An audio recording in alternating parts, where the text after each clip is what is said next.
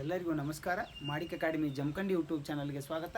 So ನಿನ್ನೆ ತರಗತಿಯಲ್ಲಿ ನಾವು ಡೈರೆಕ್ಷನ್ ಆ್ಯಂಡ್ ಡಿಸ್ಟೆನ್ಸ್ ಬಗ್ಗೆ ಅಧ್ಯಯನ ಮಾಡ್ತಾ ಇದ್ವಿ. ಅದರ ಮುಂದುವರೆದ ಭಾಗದಲ್ಲಿ ನಾವು ಇವತ್ತಿನ ಅವುಗಳಿಗೆ ಸಂಬಂಧಪಟ್ಟಿರ್ತಕ್ಕಂಥ ಕೆಲವು ಪ್ರಶ್ನೆಗಳನ್ನು ಸಾಲ್ವ್ ಮಾಡಲಿಕ್ಕೆ ಪ್ರಯತ್ನ ಮಾಡೋಣ. ಹಾಗಿದ್ರೆ ನಮಗೇನಾಗುತ್ತೆ ಅಂತಂದರೆ, ಓದುವಾಗ ಅಥವಾ ಯಾವುದೋ ಒಂದು ಸಮಯ ಸಂದರ್ಭಗಳಲ್ಲಿ ಏನು ಮಾಡ್ತಾರೆ, ಡಿಸ್ಟರ್ಬೆನ್ಸ್ ಜಾಸ್ತಿ ಆಗ್ತಿರ್ತೈತಲ್ಲ, ಅದಕ್ಕೆ ಏನು ಮಾಡಬೇಕು, ಎಲ್ಲ ಹೋಲ್ ಥಿಂಗ್ಸ್ಗಳನ್ನು ಓದಲಿಕ್ಕಾಗಲ್ಲ ನಮಗೆ. ಅದಕ್ಕೆ ಏನು ಮಾಡಬೇಕಾದ್ರೆ ಸ್ಮಾಲ್ ಥಿಂಗ್ಸ್ಗಳನ್ನು ಓದ್ಕೊಂಡು ಹೋಗಬೇಕು. ಅಂದರೆ if you can't do great things, do small things in a great way ಅಂತ. ಅಂದರೆ ನಮಗೆ ದೊಡ್ಡ ಮಹತ್ ಕಾರ್ಯಗಳನ್ನು, ದೊಡ್ಡ ಸಾಧನೆಗಳನ್ನು ಮಾಡಲಿಕ್ಕಾಗದೇ ಇದ್ದರೂ ಕೂಡ ನಾವೇನು ಮಾಡ್ಬೋದು, ಚಿಕ್ಕದಾಗಿ ಹಂತವಾಗಿ ಸ್ವಲ್ಪ ಓದ್ಕೊಂಡು ಹೋದರೆ ಏನು ಮಾಡ್ಬೋದು, ಸಾಧನೆಯನ್ನು ಮಾಡ್ಬೋದು ಅಂತ ಹೇಳ್ತಾ ನಿನ್ನೆ ಕಂಟಿನ್ಯೂಡ್ ಪಾರ್ಟನ್ನು ಇವತ್ತು ಮಾಡೋಣ. ಸೊ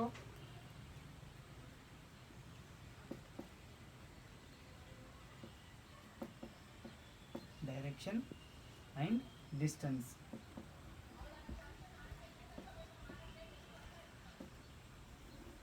ಡೈರೆಕ್ಷನ್ ಡಿಸ್ಟೆನ್ಸ್ಗೆ ಸಂಬಂಧಪಟ್ಟಂತೆ ಇವತ್ತಿನ ತರಗತಿಯನ್ನು ಮುಂದುವರ್ಸೋಣ. ಸೊ ಏನು ಮಾಡಿದ್ದೀನಿ ಅಂತಾರೆ, ಕೆಲವು ಪ್ರಶ್ನೆಗಳನ್ನು ನಾನು ಚೂಸ್ ಮಾಡ್ಕೊಂಡಿದ್ದೀನಿ. ಹೌದಾ? ಅಂಥ ಪ್ರಶ್ನೆಗಳು ಯಾವಂತಂದರೆ, ಸಿ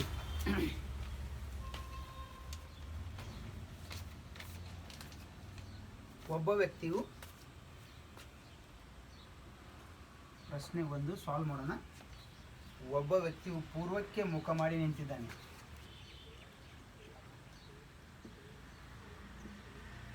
ಒಬ್ಬ ವ್ಯಕ್ತಿಯು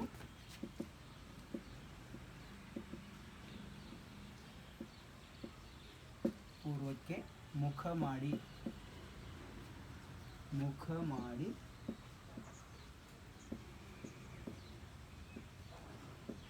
ನಿಂತಿದ್ದಾನೆ. ಹೌದಾ? ಪೂರ್ವಕ್ಕೆ ಮುಖ ಮಾಡಿ ನಿಂತಿದ್ದಾನೆ. ಆವಾಗ ಆತ ಏನು ಮಾಡಿದ, ಅವನು ಅದೇ ದಿಕ್ಕಿನಲ್ಲಿ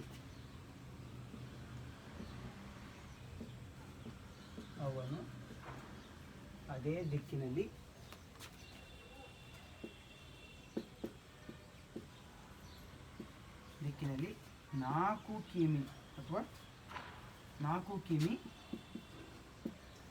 ಕಿಮಿ ಮುಂದಕ್ಕೆ ಸಾಗುತ್ತಾನೆ. 4 ಕಿಮಿ ಮುಂದಕ್ಕೆ ಸಾಗುತ್ತಾನೆ.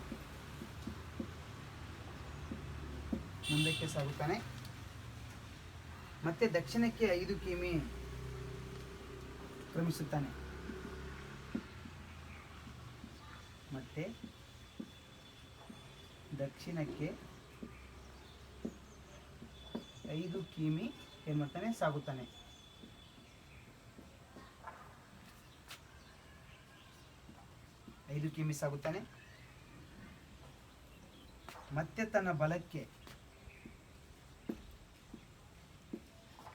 ಮತ್ತೆ ತನ್ನ ಬಲಕ್ಕೆ ತಿರುಗಿ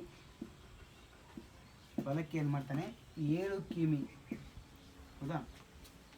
7 ಕಿಮಿ ನಡೆಯುತ್ತಾನೆ.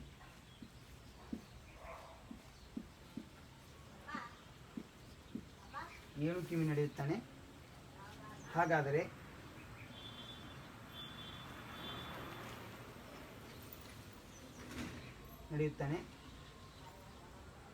ಮತ್ತೆ ಉತ್ತರಕ್ಕೆ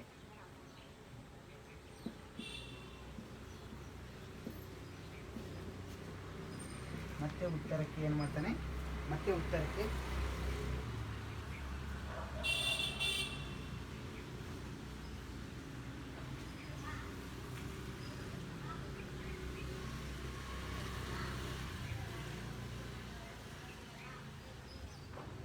9 ಕಿಮಿ ನಡೆಯುತ್ತಾನೆ.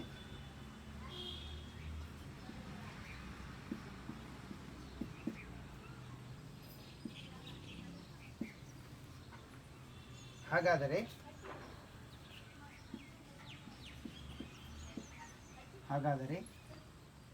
ಈಗ ಆ ವ್ಯಕ್ತಿ, ಅವನು ಯಾವ ದಿಕ್ಕಿನಲ್ಲಿದ್ದಾನೆ?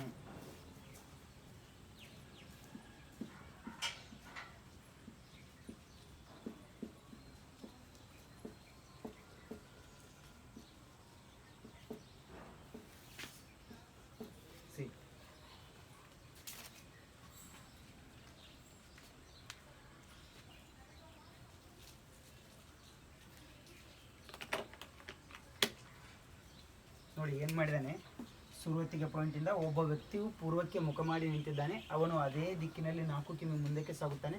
ಮತ್ತೆ ದಕ್ಷಿಣಕ್ಕೆ ಏನು ಮಾಡ್ತಾನೆ, 5 ಕಿಮಿ ಸಾಗುತ್ತಾನೆ. ಮತ್ತೆ ತನ್ನ ಬಲಕ್ಕೆ 7 ಕಿಮಿ ನಡೆಯುತ್ತಾನೆ. ಮತ್ತೆ ಉತ್ತರಕ್ಕೆ 9 ಕಿಮಿ ನಡೆಯುತ್ತಾನೆ. ಹಾಗಾದರೆ ಈಗ ಅವನು ಯಾವ ದಿಕ್ಕಿನಲ್ಲಿದ್ದಾನೆ ಅಂತ ಕೇಳಿದ್ದಾರೆ. ಸೊ ಇದು ಸುರುವತ್ತಿಗೆ ಪಾಯಿಂಟ್ ಅಂತ ನಾವು ತಗೊಳ್ಳೋಣ. ಸೊ ಏನು ಮಾಡಿದ್ದಾನೆ, ಪೂರ್ವಕ್ಕೆ ಮುಖ ಮಾಡಿ ನಿಂತಿದ್ದಾನೆ.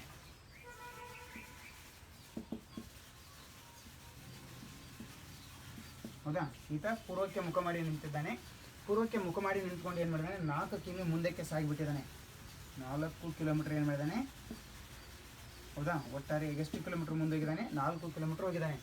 4 ಕಿಲೋಮೀಟರ್ ಹೋಗಿ ಏನು ಮಾಡಿದ್ದಾನೆ, ಮತ್ತೆ ದಕ್ಷಿಣಕ್ಕೆ 5 ಕಿಲೋಮೀಟರ್ ಸಾಗಿದ್ದಾನಂತೆ. ದಕ್ಷಿಣಕ್ಕೆ, ಹೌದಾ. ಅಲ್ಲಿಂದ ದಕ್ಷಿಣ ಅಂತಂದರೆ ರೈಟಿಗೆ ಟರ್ನ್ ಆಗಿದ್ದಾನೆ ಅಂತ ಅರ್ಥ. ಸೊ ರೈಟಿಗೆ ಏನು ಮಾಡಿದ್ದಾನೆ, 5 ಕಿಮಿ ಸಾಗಿದ್ದಾನೆ. 5 ಕಿಲೋಮೀಟರ್ ಏನು ಮಾಡಿದ್ದಾನೆ, ಸಾಗಿದ್ದಾನೆ. 5 ಅಂದರೆ ಇದು ನೋಡಿ, ಪೂರ್ವಕ್ಕೆ ಇದು, ಹೌದಾ. ಪೂರ್ವಕ್ಕೆ ಇದು, ದಕ್ಷಿಣಕ್ಕೆ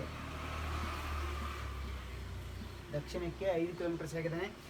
ಮತ್ತೆ ತನ್ನ ಬಲಕ್ಕೆ 7 ಕಿಲೋಮೀಟರ್ ನಡೀತಾನೆ. ಅಂದರೆ ಇಲ್ಲಿಂದ ಏನು ಮಾಡಿದ್ದಾನೆ, ಮತ್ತೆ ಟೋಟಲ್ ಆಗಿ ಬಲಕ್ಕೆ ರೈಟ್ ಟರ್ನ್ ಆಗಿದ್ದಾನೆ. ಇಲ್ಲಿ ರೈಟ್ ಟರ್ನ್ ಆಗಿ ಎಷ್ಟು ಕಿಲೋಮೀಟರ್ ಬಂದಿದ್ದಾನೆ, 7 ಕಿಲೋಮೀಟರ್ ಬಂದಿದ್ದಾನೆ. 7 ಕಿಲೋಮೀಟರ್ಸ್, ಹೌದಾ. 7 ಕಿಲೋಮೀಟರ್ಸ್ ಏನು ಮಾಡಿದ್ದಾನೆ, ಬಲಕ್ಕೆ ತಿರುಗಿದಾನೆ ಇಲ್ಲಿ, ಹೌದಾ. ಬಲಕ್ಕೆ ಏನು ಮಾಡಿದ್ದಾನೆ, 7 ಕಿಲೋಮೀಟರ್ ನಡೀತಾನೆ. ಉತ್ತರಕ್ಕೆ 9 ಕಿಲೋಮೀಟರ್ ನಡೆಯುತ್ತಾನೆ. ಸೊ ಇಲ್ಲಿ ಏನು ಮಾಡಿದ್ದಾನೆ, ಉತ್ತರಕ್ಕೆ 9 ಕಿಲೋಮೀಟರ್ ನಡೆದಿದ್ದಾನೆ ಅಂತ ಹೇಳ್ತಾರೆ. ಸೊ ಏನು ಮಾಡಿದ್ದಾನೆ, ಉತ್ತರಕ್ಕೆ 9 ಕಿಲೋಮೀಟರ್, ಹೌದಾ. 9 ಕಿಲೋಮೀಟರ್ಸ್ ಇಲ್ಲಿಂದ ಉತ್ತರಕ್ಕೆ 9 ಕಿಲೋಮೀಟರ್ ನಡೀತಾನೆ. ಹಾಗಾದರೆ ಈಗ ಅವನು ಯಾವ ದಿಕ್ಕಿನಲ್ಲಿದ್ದಾನೆ ಅಂತ ಕೇಳಿದ್ದಾರೆ. ಸೊ ಯಾವ ದಿಕ್ಕಿನಲ್ಲಿದ್ದಾನೆ, ಇದು ಸ್ಟಾರ್ಟಿಂಗ್ ಪಾಯಿಂಟು. ಸೊ ಆತ ಸುತ್ತ ಹಾಕಿ ಇಲ್ಲಿ ಬಂದಿರುವಾಗ ನಮಗೆ, ಹೌದಾ, ಏನಾಗ್ತದೆ ಅಂತ ನೋಡಿ ಇಲ್ಲಿಗ.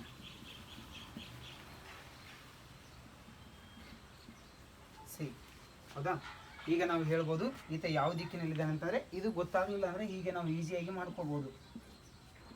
ಈಸ್ಟು, ವೆಸ್ಟು, ಸೌತು, ನಾರ್ತು, ಹೌದಾ. East, west, north and south ಅಂತ ಹಾಕಿದ ಮೇಲೆ ಇದು ನೋಡಿ 45 ಡಿಗ್ರಿ ಅಂತ ನಾನು ನಿನ್ನೆ ಹೇಳಿದೆ. 45 ಡಿಗ್ರಿ ಅಂತಂದರೆ ಈ ಆ್ಯಂಗಲ್ ಯಾವುದು ಬರ್ತದೆ, ಸಿ. ಇದು ನೈಋತ್ಯ ಬರ್ತದೆ, ಆಗ್ನೇಯ ಬರ್ತದೆ, ಈಶಾನ್ಯ, ಇದು ವಾಯವ್ಯ. ಸೊ ಈ ದಿಕ್ಕು ಯಾವುದು ಬರ್ತದೆ, ವಾಯವ್ಯ ದಿಕ್ಕು ಬರ್ತದೆ. ಅಂದರೆ ನಮ್ಮ ಗಡಿ ರಾಷ್ಟ್ರ ಪಾಕಿಸ್ತಾನ ಇದೆಯಲ್ಲ, ಆ ದಿಕ್ಕಿಗೆ ಈತ ಏನು ಮಾಡಿದಾನೆ, ಈಗ ಅಂತಿಮವಾಗಿ ನಿಂತ್ಕೊಂಡಿದ್ದಾನೆ ಅಂತಂದರೆ ಒಟ್ಟಾರೆಯಾಗಿ ಇದೆ. ಈತ ಇರೋದು ಯಾವುದಂದರೆ ವಾಯವ್ಯ ದಿಕ್ಕು. ಇಲ್ಲಿ ನೋಡಿ, ಹೌದಾ. ಇದು ಸ್ಟಾರ್ಟಿಂಗ್ ಪಾಯಿಂಟು, ಇದು ವೆಸ್ಟು, ಇದು ಈಸ್ಟು, ಈ ಕಡೆಗೆ ಇರೋದು ಸೌತು, ಇದು ನಾರ್ತು.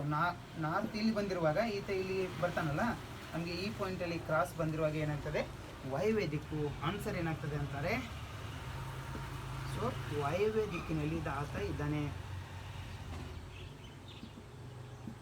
ವಾಯವ್ಯ ದಿಕ್ಕಿನಲ್ಲಿ ಆತ ಈಗ ನಮಗೆ ಕಂಡು ಬರ್ತಾನೆ.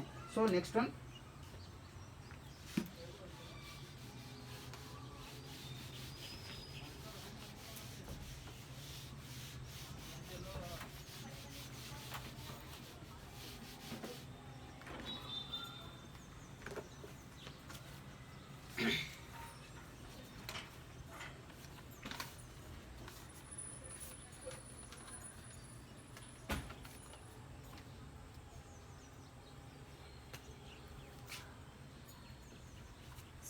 ಎರಡನೇ, ಒಂದು ಅಂಗಡಿಯು ಪೂರ್ವಕ್ಕೆ ಅಂಕಿದೆ.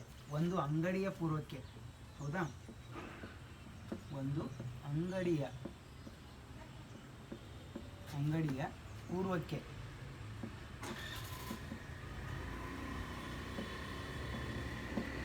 ಏನಿದೆ, ಬ್ಯಾಂಕ್ ಇದೆ.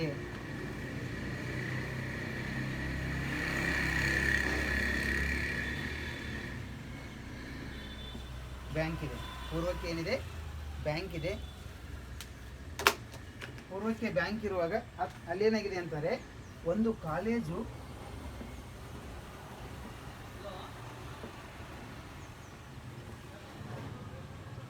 ಕಾಲೇಜು ಬ್ಯಾಂಕಿನ ವಾಯವ್ಯಕ್ಕಿದೆ.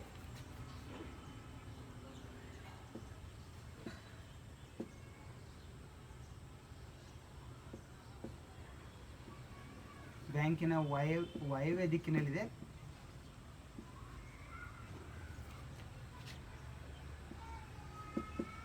ಹೌದಾ, ವಾಯುವ್ಯಕ್ಕಿದೆ. ಅಂಗಡಿಯ ಉತ್ತರಕ್ಕೆ ಮತ್ತು ಅಂಗಡಿಯ ಉತ್ತರಕ್ಕೆ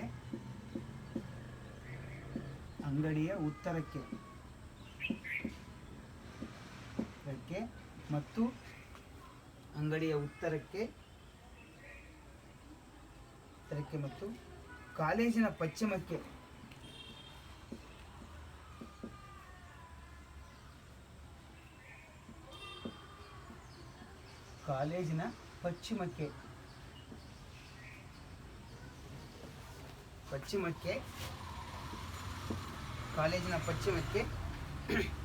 ಬಸ್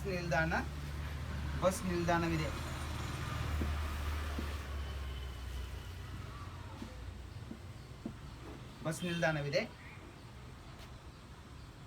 ಹಾಗಾದರೆ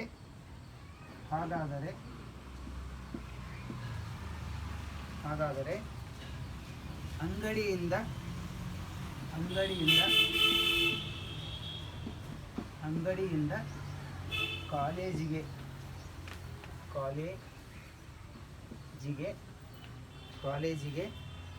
ಯಾವ ದಿಕ್ಕಿಗೆ ಹೋಗಬೇಕಾಗುತ್ತದೆ?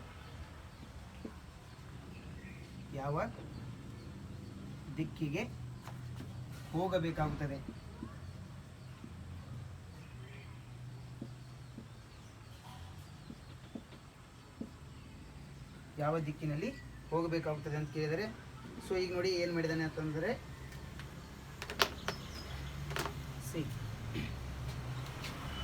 ಏನಾಗಿದೆ ಅಂತಂದರೆ ಒಂದು ಕಡೆಗೆ ಅಂಗಡಿ ಇದೆ.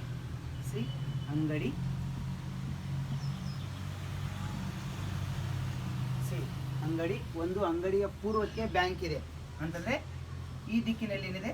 ಪೂರ್ವ. ಹೌದಾ, ಅಂಗಡಿಯಿಂದ ಪೂರ್ವ ದಿಕ್ಕಿನಲ್ಲಿದೆ ಬ್ಯಾಂಕ್ ಇದೆ. ಬ್ಯಾಂಕ್ ಇದೆ. ಒಂದು ಕಾಲೇಜು ಬ್ಯಾಂಕಿನ ವಾಯುವ್ಯಕ್ಕಿದೆ. ಒಂದು ಕಾಲೇಜ್ ಇದೆ ಅಂತೆ, ಅದು ಬ್ಯಾಂಕಿನ ವಾಯುವ್ಯ ದಿಕ್ಕಿನಲ್ಲಿದೆ. ಸೊ ವಾಯುವ್ಯ ದಿಕ್ಕು ಅಂದರೆ ಈ ಕ್ರಾಸಲ್ಲಿ ಬರ್ತದೆ ಅಂತಂದರೆ ಇಲ್ಲೇನಿದೆ? ಕಾಲೇಜು. ಹೌದಾ, ಈ ದಿಕ್ಕಿನಲ್ಲಿ ಏನಿದೆ? ಕಾಲೇಜ್ ಇದೆ.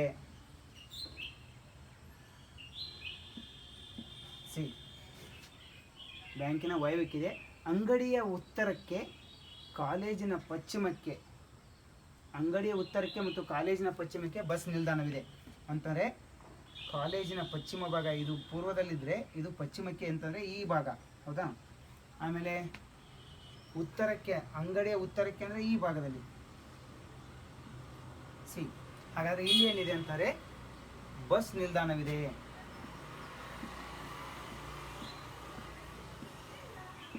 ಈ ಒಂದು ದಿಕ್ಕಲ್ಲಿ ಏನಿದೆ? ಬಸ್ ನಿಲ್ದಾಣವಿದೆ. ಏನು ಕೇಳಿದಾನೆ? ಅಂಗಡಿಯಿಂದ ಕಾಲೇಜಿಗೆ ಯಾವ ದಿಕ್ಕಿಗೆ ಹೋಗಬೇಕಾಗುತ್ತದೆ ಅಂತ ಕೇಳಿದಾನೆ. ಸೊ ಯಾವ ದಿಕ್ಕಿಗೆ ಹೋಗಬೇಕಾಗುತ್ತದೆ ಅಂತ ಕೇಳಿದಾನೆ. ಯಾವ ದಿಕ್ಕಿನಲ್ಲಿ ನಾವು ಹೋಗಬೇಕಾಗುತ್ತೆ ಅಂತ ಕೇಳಿದಾನೆ. ಸೊ ಹಾಗಾದರೆ ನಾವು ಯಾವ ದಿಕ್ಕಿನಲ್ಲಿ ಹೋಗಬೇಕಾಗತ್ತಾ? ಅಂಗಡಿ ಇಲ್ಲಿದೆ, ಅದರ ಪೂರ್ವಕ್ಕೆ ಏನೈತಿ? ಬ್ಯಾಂಕ್ ಐತಿ.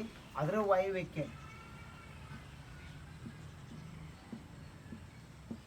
ದಿಕ್ಕಿನಲ್ಲಿ ಕಾಲೇಜ್ ಇದೆ. ಇಲ್ಲಿ ಕಾಲೇಜಿನ ಪಶ್ಚಿಮಕ್ಕೆ ಬಸ್ ನಿಲ್ದಾಣ ಇದೆ. ಅಂಗಡಿಯ ಉತ್ತರಕ್ಕೆ ಕೂಡ ಏನಿದೆ? ಹೌದಾ, ಬಸ್ ನಿಲ್ದಾಣ ಇದೆ. ಹಾಗಿದ್ರೆ ನಾವು ಕಾಲೇಜಿಗೆ ಹೋಗ್ಬೇಕಾದ್ರೆ ಈಗ ಸುತ್ತಿ ಬಳಸಿ ಹೋಗ್ಲಿಕ್ಕಾಗಲ್ಲ. ನೇರವಾಗಿ ಕೇಳಿದಾನೆ ಅಂತ ಪ್ರಶ್ನೆ. ಅಲ್ಲಿಂದ ಯಾವ ದಿಕ್ಕಿನಲ್ಲಿ ಹೋಗ್ಬೇಕಂತ, ಇದು ಯಾವ ದಿಕ್ಕಿಗೆ ಬರ್ತದೆ ಅಂತಂದರೆ ಈಶಾನ್ಯ ದಿಕ್ಕು. ಕಾಲೇಜ್ ಇರೋದು ಯಾವ ದಿಕ್ಕಿನಲ್ಲಿ ಅಂತಂದರೆ ಈಶಾನ್ಯ ದಿಕ್ಕಿನಲ್ಲಿ. ಈಶಾನ್ಯ ದಿಕ್ಕಿನಲ್ಲಿ.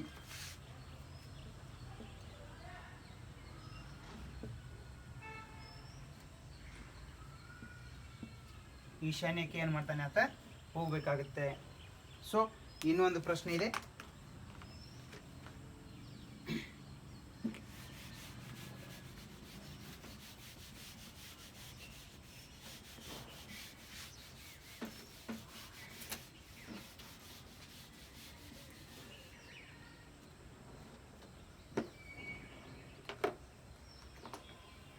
ಇನ್ನೂ ಒಂದು ಪ್ರಶ್ನೆ, ಮೂರನೇ ಪ್ರಶ್ನೆ ಏನು ಕೇಳಿದಾರೆ ಅಂತಂದರೆ, ಒಬ್ಬ ವ್ಯಕ್ತಿಯು ತನ್ನ ಕಚೇರಿಯಿಂದ ಹೊರಟು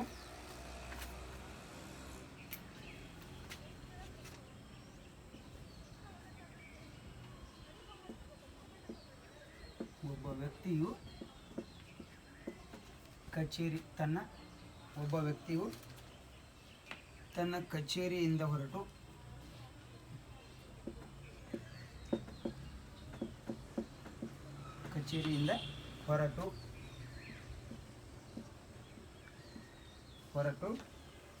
ಪೂರ್ವ ದಿಕ್ಕಿನ ಕಡೆಗೆ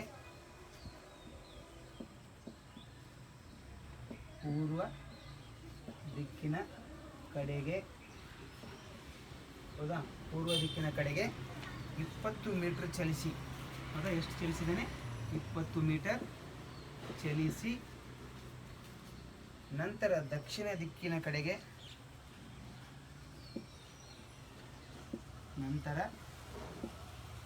ದಕ್ಷಿಣ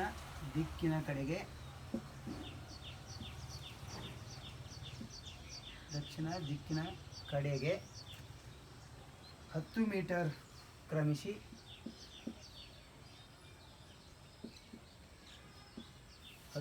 ಕ್ರಮಿಸಿ ತದನಂತರ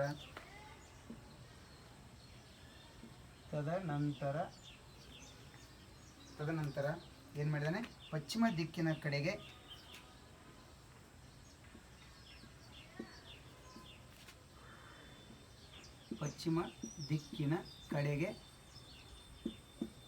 ಕಡೆಗೆ 35 ಮೀಟರ್ ಚಲಿಸಿ ಏನು ಮಾಡಿದಾನೆ ಅಂತಂದರೆ, ನಂತರ ಉತ್ತರ ದಿಕ್ಕಿನ ಕಡೆಗೆ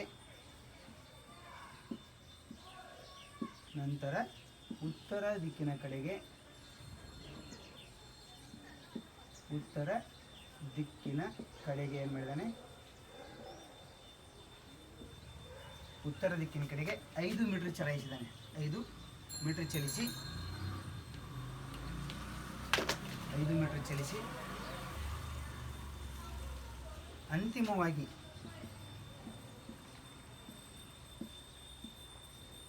ಅಂತಿಮವಾಗಿ ಏನು ಮಾಡಿದಾನೆ ಅಂತಂದರೆ, ಪೂರ್ವ ದಿಕ್ಕಿಗೆ ಪೂರ್ವ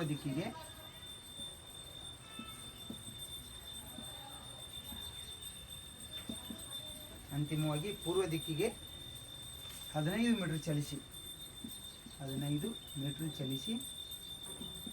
ಚಲಿಸಿದನು. ಹೌದಾ, 15 ಮೀಟರ್ ಚಲಿಸಿದನು. ಮೊದಲ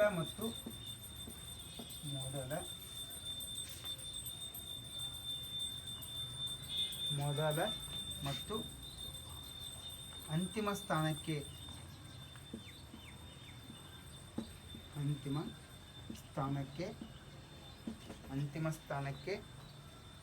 ಇರುವ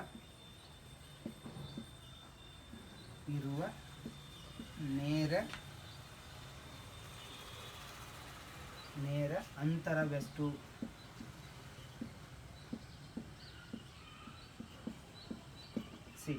ಏನು ಪ್ರಶ್ನೆ ಕೇಳಿದಾನೆ ಅಂತಂದ್ರೆ, ಆತ ಒಬ್ಬ ವ್ಯಕ್ತಿಯು ಕಚೇರಿಯಿಂದ ಹೊರಟು ಪೂರ್ವ ದಿಕ್ಕಿನ ಕಡೆಗೆ ಏನು ಮಾಡ್ತಾನೆ? 20 ಮೀಟರ್ ಚಲಿಸ್ತಾನೆ. ನಂತರ ದಕ್ಷಿಣ ದಿಕ್ಕಿನ ಕಡೆಗೆ 10 ಮೀಟರ್ ಕ್ರಮಿಸಿ ತದನಂತರ ಪಶ್ಚಿಮ ದಿಕ್ಕಿನ ಕಡೆಗೆ ಏನು ಮಾಡ್ತಾನೆ? 35 ಮೀಟರ್ ಚಲಿಸಿ ನಂತರ ಉತ್ತರ ದಿಕ್ಕಿನ ಕಡೆಗೆ 5 ಮೀಟರ್, ಅಂತಿಮವಾಗಿ ಪೂರ್ವ ದಿಕ್ಕಿಗೆ 15 ಮೀಟರ್ ಚಲಿಸಿ ಮೊದಲ ಮತ್ತು ಅಂತಿಮ ಸ್ಥಾನಕ್ಕೆ ಇರುವ ನೇರ ಅಂತರವೆಷ್ಟು ಅಂತ ಕೇಳಿದಾನೆ.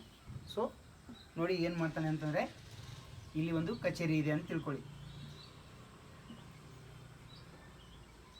ಹೌದಾ, ಒಂದು ಕಚೇರಿ ಇದೆ ಅಂತ ತಿಳ್ಕೊಳ್ಳೋಣ. ಕಚೇರಿಯಿಂದ ಹೊರಟು ಪೂರ್ವ ದಿಕ್ಕಿನ ಕಡೆಗೆ 20 ಮೀಟರ್ ಚಲಿಸ್ತಾನೆ. ಸೊ ಕಚೇರಿಯಿಂದ ಹೌದಾ ಬಾಗಲ್ದಾಗ ಹೊರಗಡೆ ಬಂದು ಏನು ಮಾಡಿದ? ಸೀದಾ 20 ಮೀಟ್ರ್ ಹೋದ. 20 ಮೀಟ್ರ್ ಯಾವ ದಿಕ್ಕಿಗೆ? ಪೂರ್ವಕ್ಕೆ. ಹೌದಾ, ಪೂರ್ವಕ್ಕೆ 20 ಮೀಟ್ರ್ ಹೋದ. ಪೂರ್ವಕ್ಕೆ 20 ಮೀಟ್ರ್ ಚಲಿಸಿ ನಂತರ ದಕ್ಷಿಣ ಕಡೆಗೆ 10 ಮೀಟ್ರ್ ಕ್ರಮಿಸ್ತಾನೆ. ದಕ್ಷಿಣಕ್ಕೆ ಅಂದರೆ ಈ ಭಾಗಕ್ಕೆ 10 ಮೀಟ್ರ್ ಕ್ರಮಿಸಿ ತದನಂತರ ಪಶ್ಚಿಮ ದಿಕ್ಕಿನ ಕಡೆಗೆ 35 ಮೀಟ್ರ್ ಅಂತ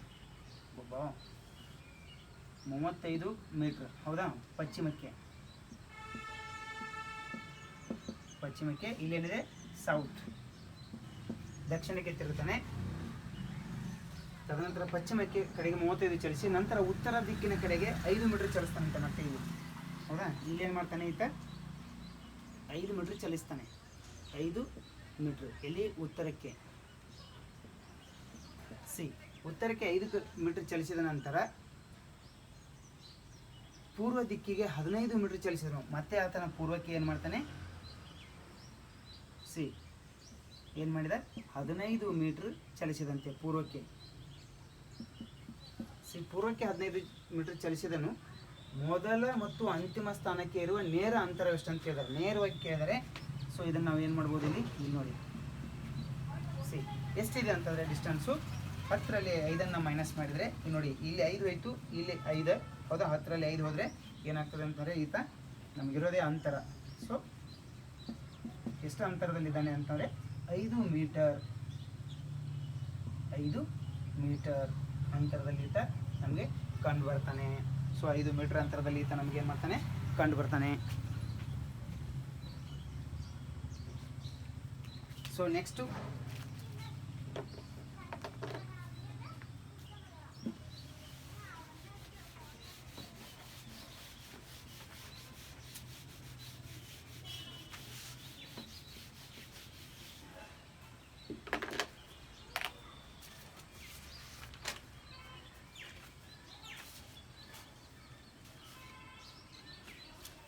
ಸಿ ನಮಗೆ ನಿನ್ನೆ ನಾನು ಒಂದು ನೋಟ್ ಬರೆಸ್ತಾ ಇದ್ದೆ, ಆ ನೋಟಿಗೆ ಸಂಬಂಧಪಟ್ಟಂತೆ ಈಗ ಇವತ್ತು ಬರ್ಸೋಣ.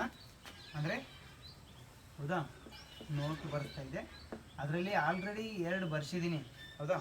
2 ಏನು ಮಾಡಿದ್ದೀನಿ, 2 ಬಾರಿ ಎಡಕ್ಕೆ ತಿರುಗಿದರೆ ಅಥವಾ 2 ಬಾರಿ ಬಲಕ್ಕೆ ತಿರುಗಿದರೆ ಡೈರೆಕ್ಷನಲ್ಲಿ ನಮಗೆ ಯಾವುದು ಸಿಗ್ತದೆ ಅಂತಂದರೆ ಅಪೋಸಿಟ್ ಡೈರೆಕ್ಷನ್ ಸಿಗ್ತದೆ ಅಂತ ಹೇಳಿದ್ದೀನಿ. ಅಷ್ಟೇ ಅಲ್ಲ, ಒಂದು ವೇಳೆ ನಾವು 4 ಬಾರಿ ಎಡಕ್ಕೆ ತಿರುಗಿದರೆ 4 ಬಾರಿ ಬಲಕ್ಕೆ ತಿರುಗಿದರೆ ಶೇಷ ಆ ರೀತಿ ಉಳಿಬೇಕು. ಅಷ್ಟು ಉಳಿದಾಗ ನಮ್ಗೆ ಆನ್ಸರ್ ಏನು ಸಿಗ್ತದೆ ಅಂತಂದರೆ ಅಲ್ಲಿ ಸೇಮ್ ಡೈರೆಕ್ಷನ್ ಸಿಗ್ತದೆ. ಸೊ ಇನ್ನು 3 ಬಾರಿ ತಿರುಗಿದರೆ ಹೇಗೆ ಬರ್ತದೆ ಅಂತ ನಾವು ನೋಡೋಣ. ಸೊ 1 2 ಆಗಿದೆ. ಮೂರನೇದು ಏನಂತಂದರೆ 3 ಬಾರಿ ಎಡ ಆದರೆ ಹೌದಾ, ನಾವೇನು ಮಾಡ್ತೀವಿ, 3 ಬಾರಿ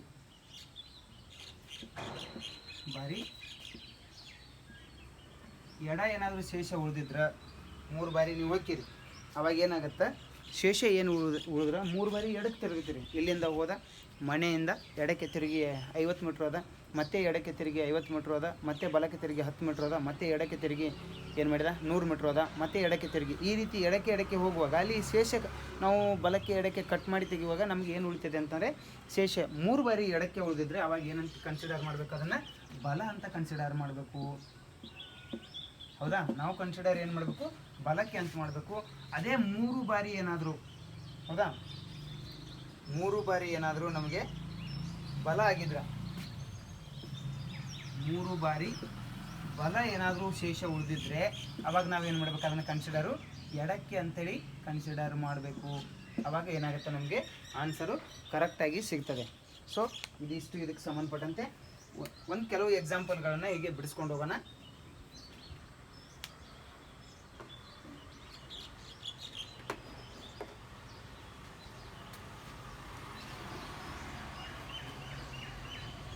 ಒಬ್ಬ ವ್ಯಕ್ತಿ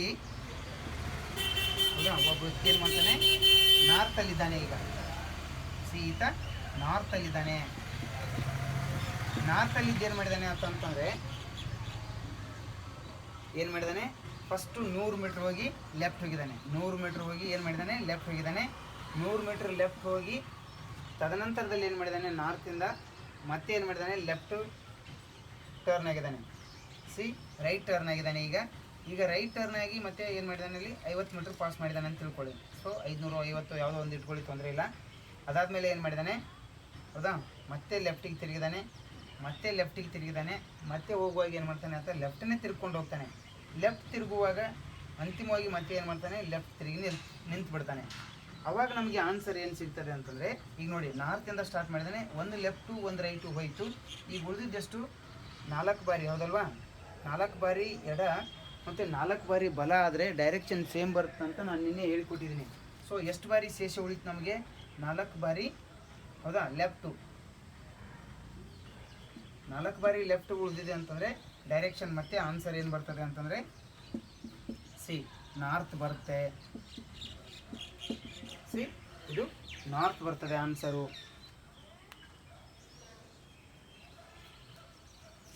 ಇದಿಷ್ಟು ಇವತ್ತಿನ ತರಗತಿಯಲ್ಲಿ.